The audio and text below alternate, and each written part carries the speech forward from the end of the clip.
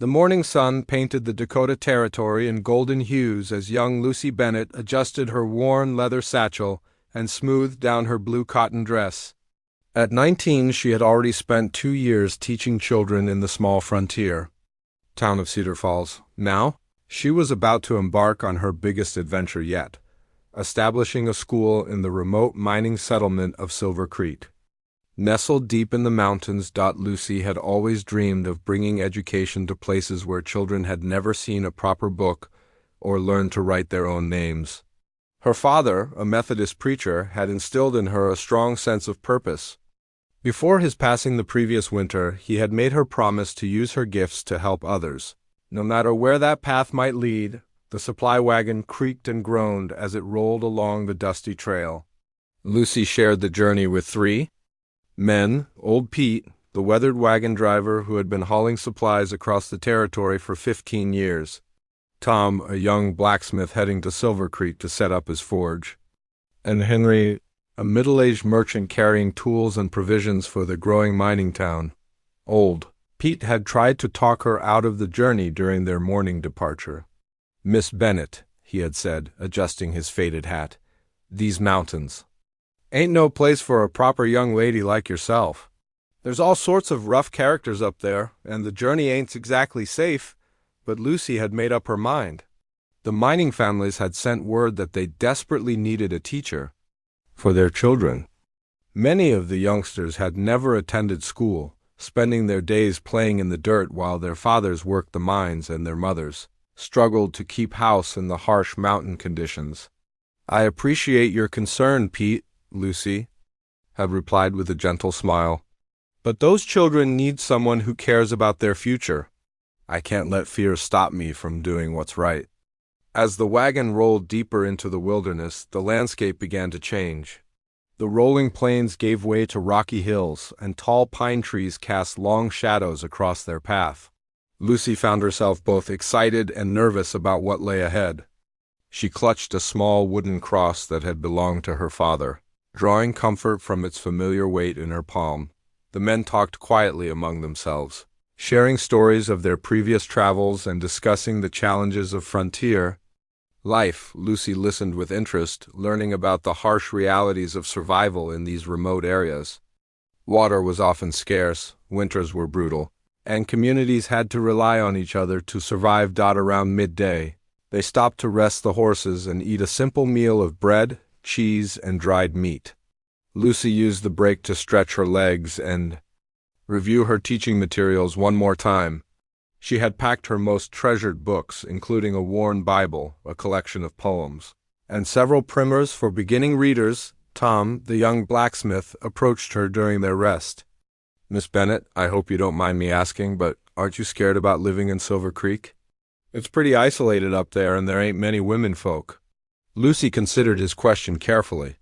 "I'd be lying if I said I wasn't nervous," she admitted. "But I believe everything happens for a reason. These children deserve a chance at education, and if I can provide that, then I'm exactly where I need to be." Henry the merchant overheard their conversation and joined them. "That's a mighty noble sentiment, miss. The folks in Silver Creek are good people, hardworking and honest. They'll treat you well, I'm sure of it." As they prepared to continue their journey, Old Pete checked the wagon's wheels and examined the harnesses with extra care.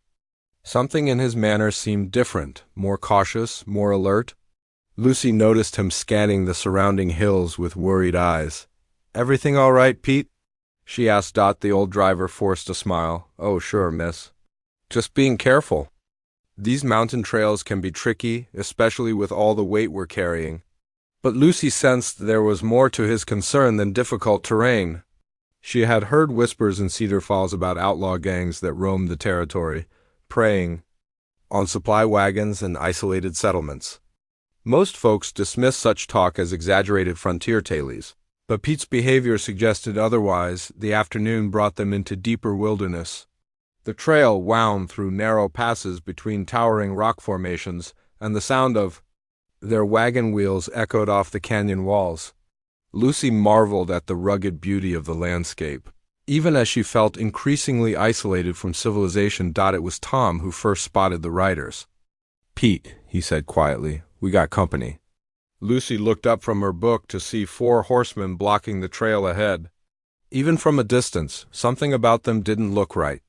Their clothes were mismatched and dirty, their horses looked tired, and they carried an assortment of weapons that seemed excessive for honest travelers. Old. Pete's hands tightened on the reins. "Easy now, folks," he murmured. "Let me do the talking." The lead rider was a large man with a thick black beard and cold, calculating eyes. His companions looked equally rough, the kind of men who had clearly chosen a life outside the law. As they approached the wagon, Lucy felt her heart begin to race. "Afternoon, folks," the bearded man called out, though his tone held no warmth. "Fine day for traveling, ain't it?" "That it is," Pete replied carefully. "We're just heading up to Silver Creek with some supplies. Nothing that would interest you gentlemen, I'm sure." The outlaw's eyes swept over the wagon's contents, then settled on Lucy. His expression changed, becoming more interested and predatory. "Well now, what do we have here? Looks like you're carrying more than just supplies?" Lucy felt a chill run down her spine as the man's gaze lingered on her. She instinctively moved closer to Tom, who had tensed beside her on the wagon seat. "The lady's a schoolteacher," Pete said firmly. "She's expected in Silver Creek. Folks there are waiting for her." The bearded man laughed, a harsh sound that echoed off the canyon walls. "A schoolteacher, you say? How ... Civilized." He turned to his companions. "Boys, looks like our luck's about to change." What happened next unfolded with terrifying speed. The outlaws drew their weapons and surrounded the wagon. Pete tried to reach for his rifle, but found himself staring down the barrel of a pistol. Tom started to rise, probably planning to defend Lucy, but another outlaw's gun quickly discouraged him. "Now, here's how this is going to work," the leader announced. "We're going to relieve you of your valuables, and then we're all going to take a little ride together." Henry, the merchant, tried to reason with them. "Take whatever you want, but please leave the lady alone. She's done nothing to harm anyone." The outlaw leader's cold smile widened. "Oh, I got special plans for the pretty schoolteacher. She's going to be very useful to our operation." Lucy found her voice, though it trembled with fear. "Please, I have money. Take it and let us go. I promise we won't tell anyone about this." "Money?" The man laughed again. "Miss, you're worth a lot more than money to us. You see, we've been looking for someone with your ... qualities, someone respectable, educated, refined.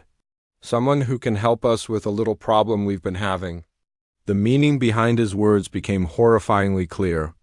Lucy had heard stories of outlaw gangs forcing captive women into false marriages to give their criminal enterprises a veneer of respectability. The thought made her stomach turn. Pete made one last desperate attempt to protect her. "You can't do this. People will come looking for her." "Will they?" the leader mused. "Way, I see it. Accidents happen all the time on these mountain trails. Wagon wheels break, folks get lost, wild animals attack. Terrible shame, really." The implication was clear. Lucy realized with growing horror that Pete, Tom, and Henry were not going to survive this encounter. The outlaws had no intention of leaving witnesses who could identify them or report their crimes. As rough hands pulled her from the wagon, Lucy clutched her father's cross and whispered a desperate prayer. She could only hope that somehow, somewhere, help would come. But as the outlaws led her away from the trail and deeper into the mountains, that hope seemed as distant as the stars that were just beginning to appear in the darkening sky. The last thing she heard was old Pete calling her name, his voice full of anguish and helplessness. Then the sound faded away, swallowed by the vast wilderness that had become her prison. 2 months had passed since that terrible day on the mountain trail, but for Lucy Bennett it felt like a lifetime. The outlaw camp sat hidden in a narrow canyon, surrounded by towering red rock walls that seemed to trap her like a prison.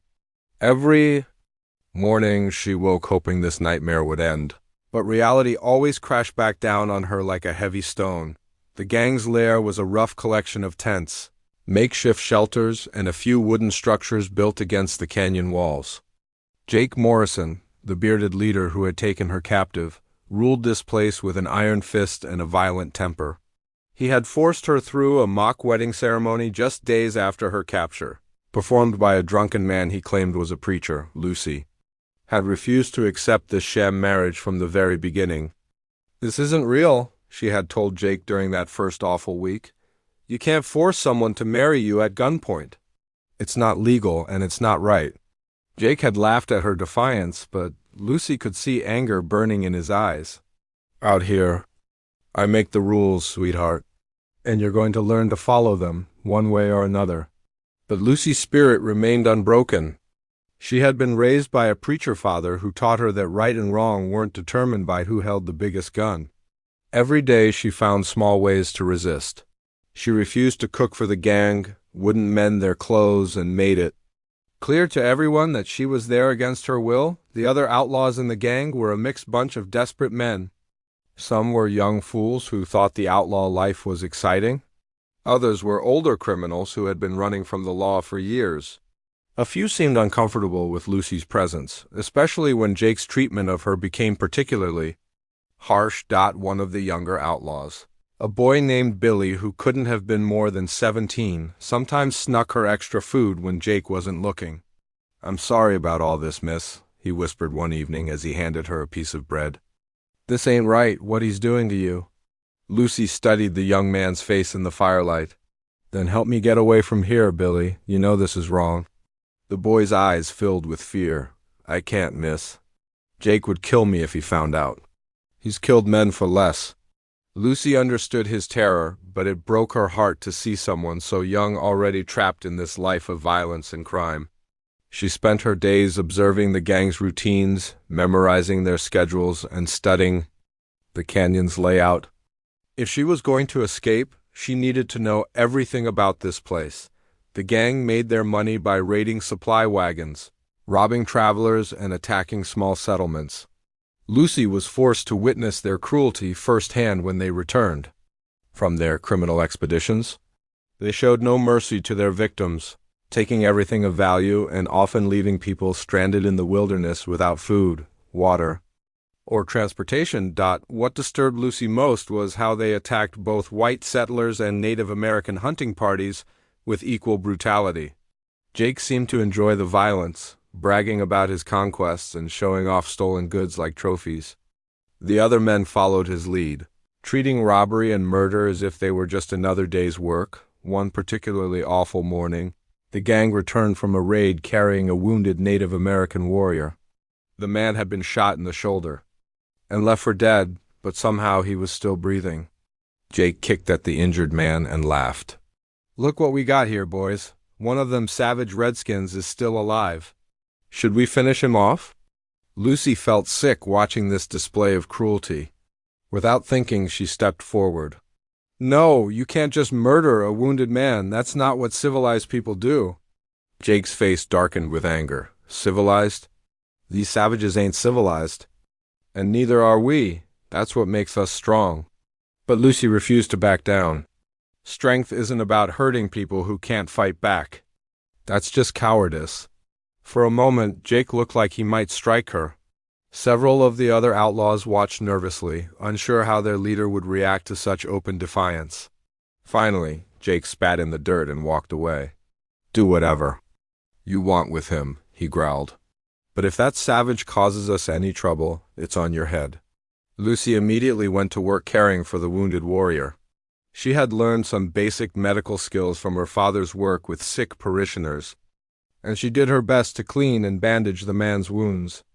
The other outlaws mostly ignored her efforts, but she noticed Billy helping her carry water and supplies. The wounded man was conscious but weak. He appeared to be in his 20s with strong features and intelligent dark eyes. Lucy tried to communicate with him using simple words and gestures, but the language barrier made it difficult. "I'm trying to help you," she said softly as she cleaned his wound. "I know you probably don't understand me, but I want you to know that not all white people are like these men." To her surprise, the warrior spoke in broken English. "You woman, why Lucy's heart jumped with relief. "Because it's the right thing to do. These men are criminals, not real Americans." What's your name?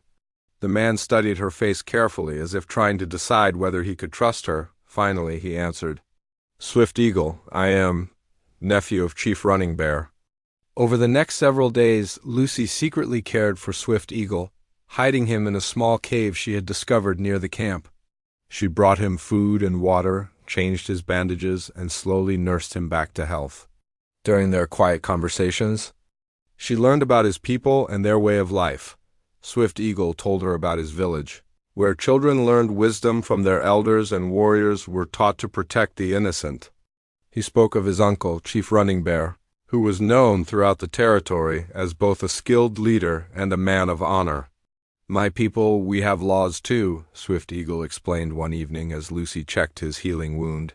We do not hurt women, children, or wounded enemies. These men, they have no honor.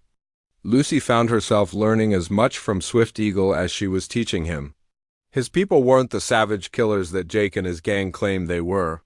They were organized, spiritual, and had their own complex society with rules and traditions. As Swift Eagle grew stronger, Lucy knew she had to make a difficult decision. He was well enough to travel, but if she helped him escape, it might be her only chance to get word to someone who could rescue her. On his last night in the cave, Lucy gave Swift Eagle a piece of torn fabric from her dress. Take this to your uncle, she whispered. Tell him where I am and what these men have done. Tell him there's an innocent woman trapped here who helped save your life. Swift Eagle took the fabric and studied Lucy's face in the moonlight. You saved Swift Eagle. Now Swift Eagle save you. Uncle will come, I promise this. Lucy felt tears in her eyes as she watched the warrior slip away into the darkness. She had no way of knowing if he would make it safely back to his people, or if his uncle would care about the fate of a white woman. But for the first time in 2 months, she felt a small spark of hope. In the camp, she continued her daily routine of resistance and survival, but now she had something to hold on to. Somewhere out there, a man named Chief Running Bear might be learning about her situation. Whether he would help her or not remained to be seen, but at least someone knew she was alive. As she lay on her thin blanket that night, Lucy clutched her father's cross and whispered a prayer of gratitude. She had managed to save a life, and perhaps, just perhaps, that act of kindness might somehow save her own.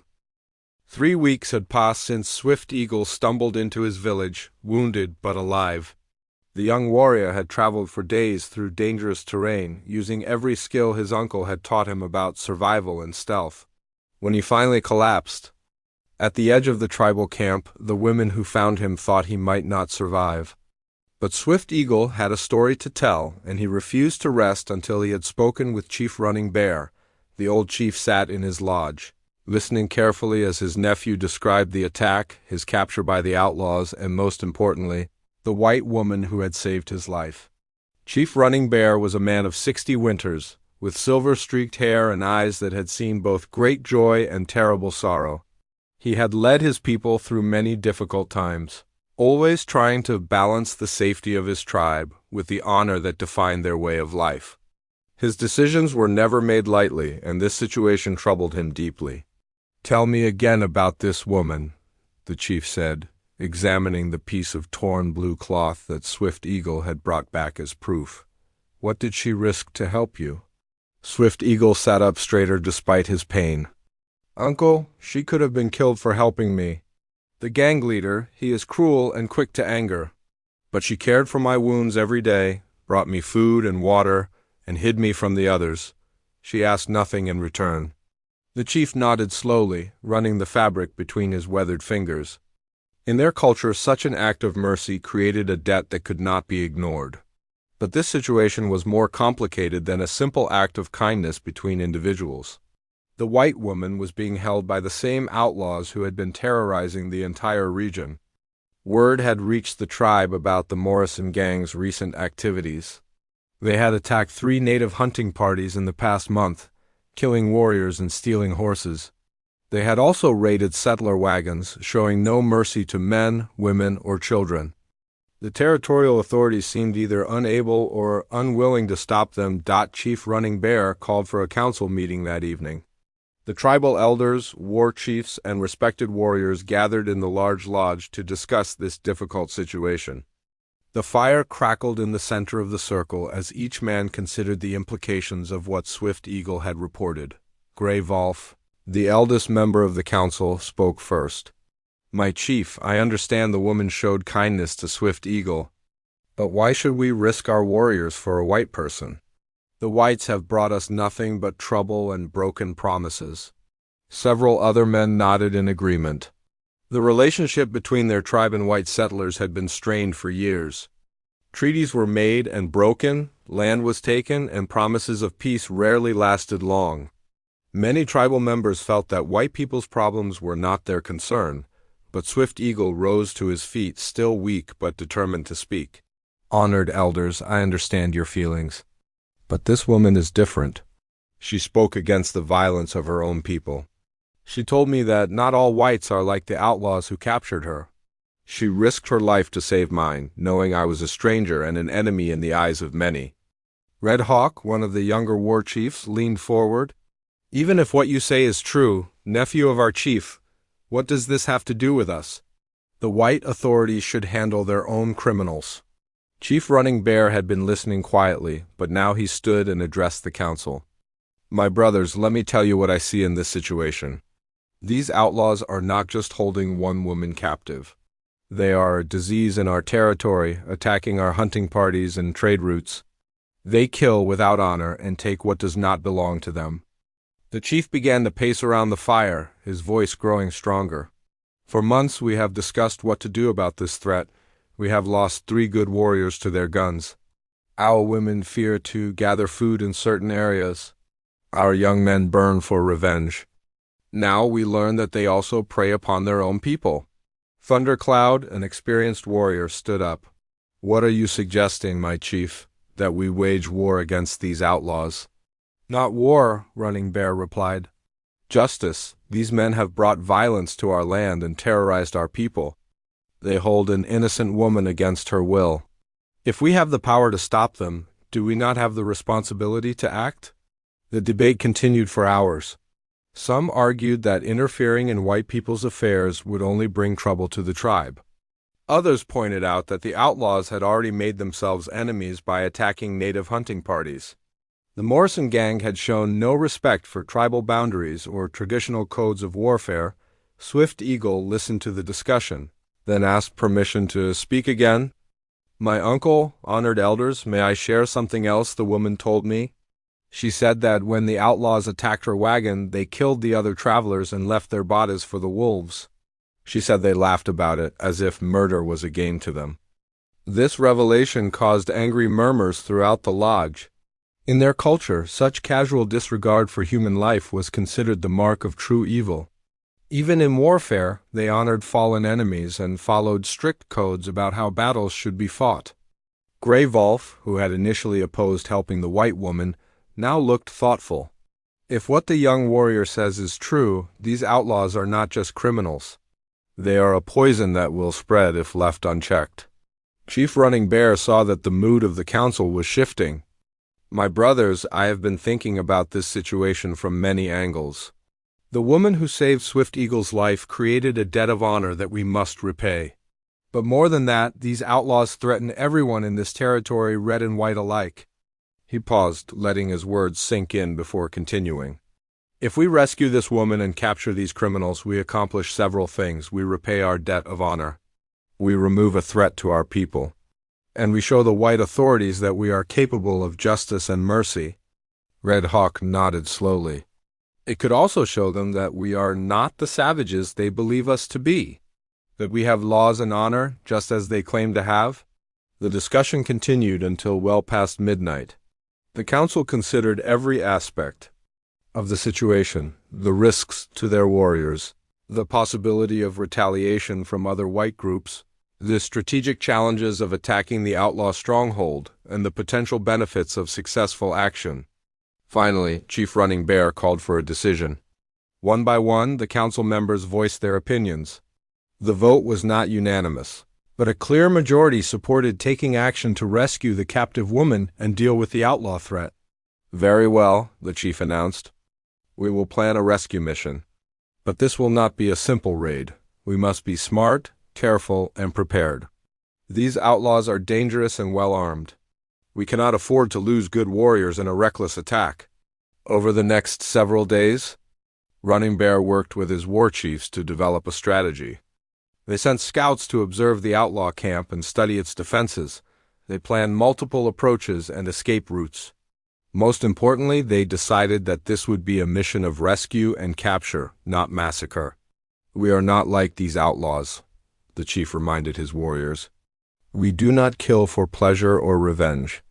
We fight to protect the innocent and uphold justice. If they surrender, we will spare them. If they fight, we will defend ourselves. But we will not become the monsters that others claim we are." As preparations continued, Chief Running Bear often thought about the difficult choice before him. Leading his people into battle always carried risks, and some might question whether one white woman's life was worth those risks. But he had learned over the years that honor was not about easy choices. It was about doing what was right, even when it was difficult or dangerous. The chief also recognized that this mission could change how his people were viewed by white settlers and authorities.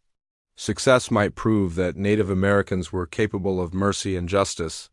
Failure could bring retaliation and more conflict. But as he held the piece of blue cloth that Swift Eagle had brought back, Running Bear knew his decision was correct. The woman who had risked her life to save his nephew deserved their help, and the outlaws who had brought terror to their land deserved to face justice. The first light of dawn painted the canyon walls in soft pink and gold as Chief Running Bear gave the final signal to his warriors. They had been moving into position since before midnight, using every shadow and rock formation to hide their approach. The outlaw camp lay sleeping below them, unaware that justice was finally coming. Lucy had barely slept that night. Something felt different in the air, though she couldn't explain what. For weeks, she had been watching and waiting, hoping that Swift Eagle had made it safely back to his people. Every day that passed without rescue made her hope grow dimmer. But she refused to give up completely. Jake Morrison snored loudly in his tent, just 20 feet away from where Lucy lay on her thin blanket. The sound disgusted her, but it also meant he was deeply asleep. Most of the other outlaws were scattered around the camp in various states of drunken slumber. They had celebrated late into the night after returning from another successful raid, never imagining that their victims' friends might be planning revenge. High above on the canyon rim, Running Bear studied the camp one final time through the early morning light. His scouts had done excellent work over the past week, mapping every tent, every guard position, and every possible escape route. The chief counted 12 outlaws in total, though 2 were currently away on a scouting mission. The plan was carefully designed to minimize bloodshed while ensuring success. Running Bear had divided his 20 warriors into 4 groups. The first group would block the canyon's only exit, preventing any outlaws from escaping. The second and third groups would attack from opposite sides of the camp, creating confusion and forcing the criminals to surrender. The fourth group, led by Running Bear himself, would focus on rescuing Lucy, Swift Eagle. Despite his uncle's concerns about his recent injuries, had insisted on joining the rescue mission. "She saved my life," he had argued. "I must be there when we save hers." As the sun climbed higher, Running Bear raised his hand and made a sweeping motion. This was the signal his warriors had been waiting for.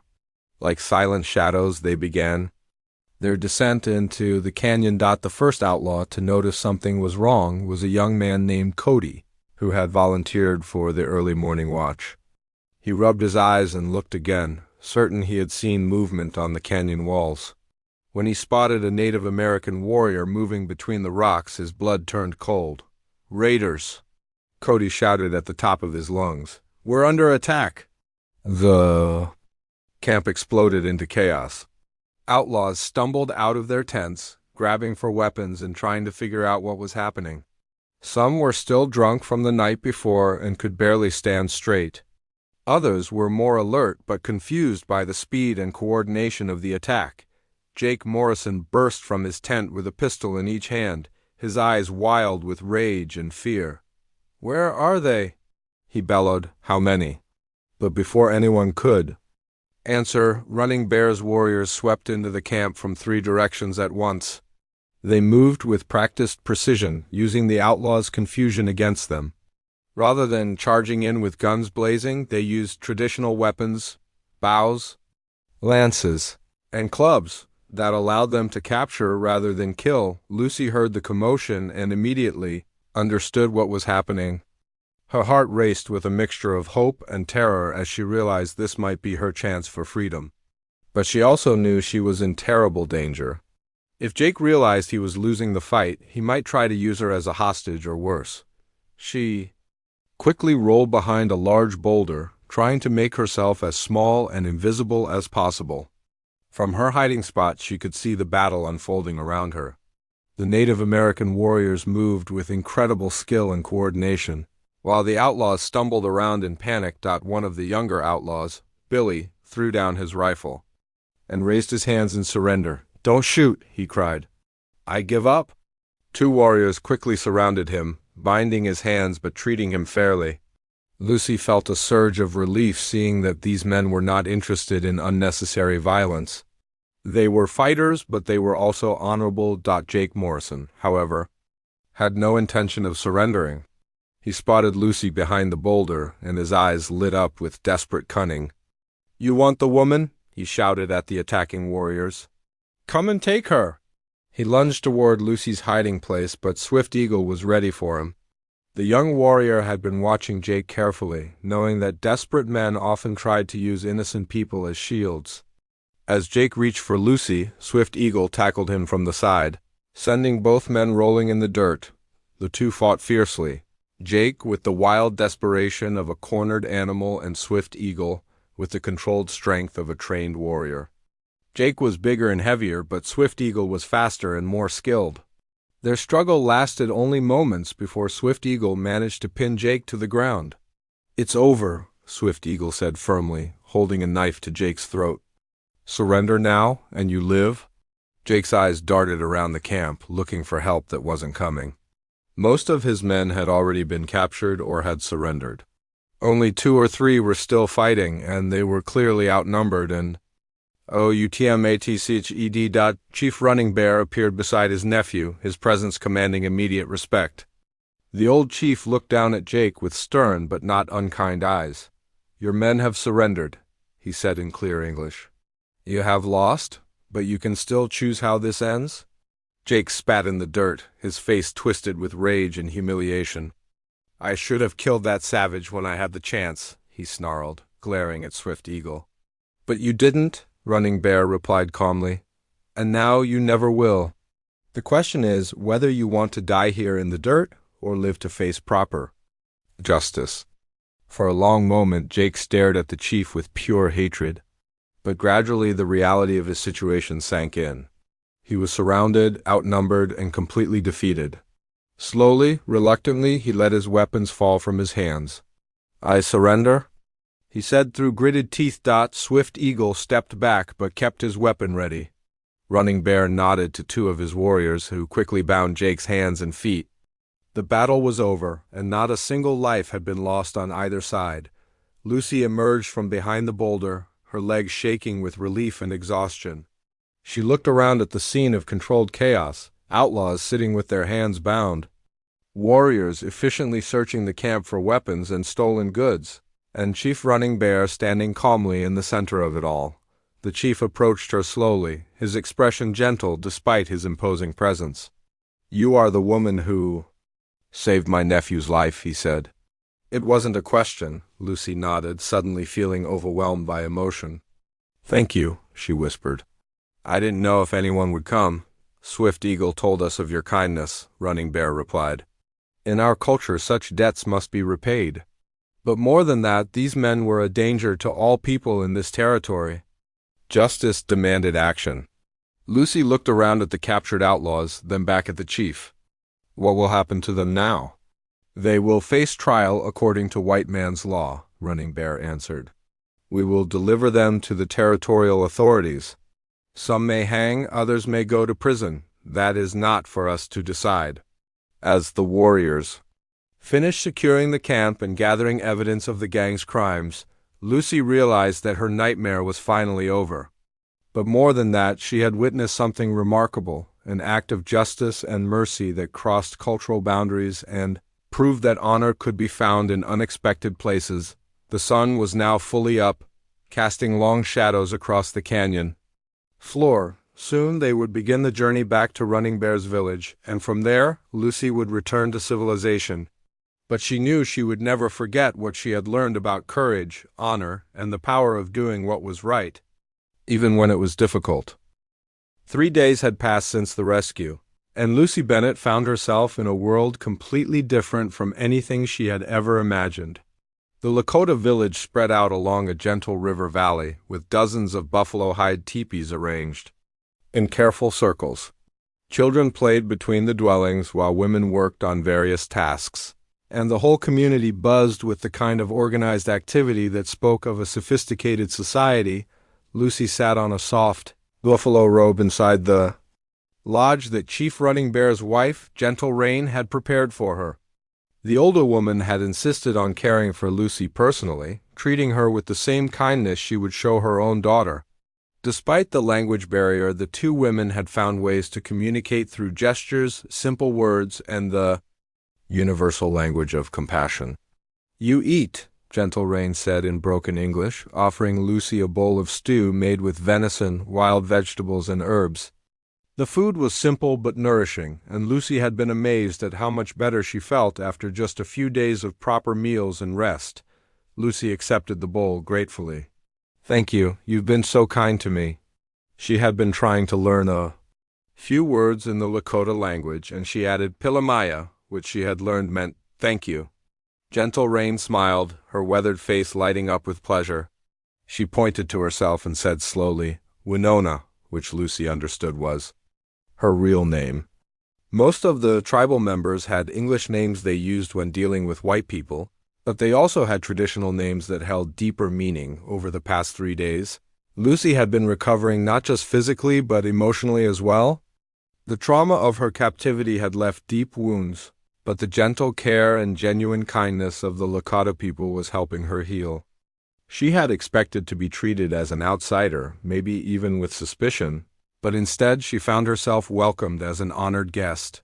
Swift Eagle visited her daily to check on her recovery and to continue the conversations they had started back in the cave near the outlaw camp. His English had improved remarkably during his time recovering from his wounds, and Lucy discovered that he was not only brave but also intelligent and thoughtful. "Miss Lucy," he said during one of his visits, "my uncle wishes to speak with you today if you feel strong enough." Lucy nodded. She had been hoping for a chance to properly thank Chief Running Bear for saving her life and to learn more about his remarkable people. I would be honored to speak with him. Chief Running Bear's lodge was larger than the others, decorated with painted symbols and hung with items that clearly held spiritual significance. The chief sat cross-legged on a buffalo robe, his presence both commanding and peaceful. He gestured for Lucy to sit across from him, and Swift Eagle sat nearby to help with translation if needed. "You are feeling better?" the chief asked in his careful English. "Much better, thanks to your people's kindness," Lucy replied. "I don't know how I can ever repay what you've done for me." Running Bear studied her face thoughtfully. "You have already repaid us by showing mercy to Swift Eagle, but I am curious about something. You are not like the other white people we have met. Where did you learn to see past the hatred that divides our peoples?" Lucy considered the question carefully. "My father was a preacher, but not the kind who spoke only to people who looked like him. He taught me that goodness and evil exist in all peoples, and that we should judge individuals by their actions, not by the color of their skin or the language they speak." The chief nodded approvingly. "Your father was a wise man.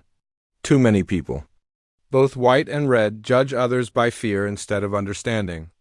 Over the next hour, Running Bear shared stories about his people's history, their struggles with white settlers, and their hopes for the future. Lucy found herself fascinated by the complexity of their society, their deep spiritual beliefs, and their sophisticated understanding of justice and community responsibility. Many white people believe we are savages, Running Bear said at one point.